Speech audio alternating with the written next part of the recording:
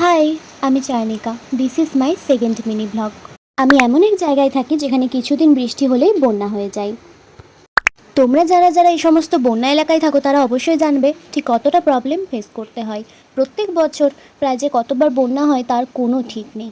এই ধরো না, এই বছর বর্ষাকালে এই নিয়ে দুবার অলরেডি বন্যা হয়ে গেল। আরও যে কতবার হবে তা ভগবানই জানে। আগে ছোটোবেলায় প্রচুর এক্সাইটেড থাকতাম কখন বন্যা হবে আর কখন আমরা জলে নেমে এনজয় করব। কিন্তু এখন আর সেটা ভালো লাগে না, কারণ আমাদের এখানে বন্যা হলেই এক উইক ইলেকট্রিক থাকবে না, ঘর বন্ধই থাকতে হবে, কোথাও বেরোনো যাবে না। এইবারের বন্যাতে জলটা অল্পই বেড়েছে, অন্যবার বড় বন্যা হলে আমরা কোথাও বেরোতে পারি না। জলটা যেহেতু অল্প আছে তাই বাড়িতে মা, আমি, দিদি তিনজন মিলে বেরিয়েছিলাম কিছু কেনাকাটা করতে। আর এটা হচ্ছে ঘাটালের ফেমাস ভাসাপুল। আমাদের অনেক কিছু কেনাকাটা করার ছিল, কারণ বন্যার জন্য সেভাবে বেরোনোও হয়নি। আর কাল দাদার বার্থডে, সেই জন্যই আমরা কিছু সারপ্রাইজ প্ল্যানিং করেছি, সেটার জন্যই আজ বেরোনো। আর তোমরা যারা যারা এরকম বন্যা এলাকায় থাকো, আমার ভিডিওটা ভালো লাগলে অবশ্যই আমার ভিডিওতে কমেন্ট করে বলবে ভিডিওটা তোমাদের কেমন লাগলো। আজ এটুকুই, দেখা হচ্ছে আবার নতুন কোনো মিনি ব্লগে।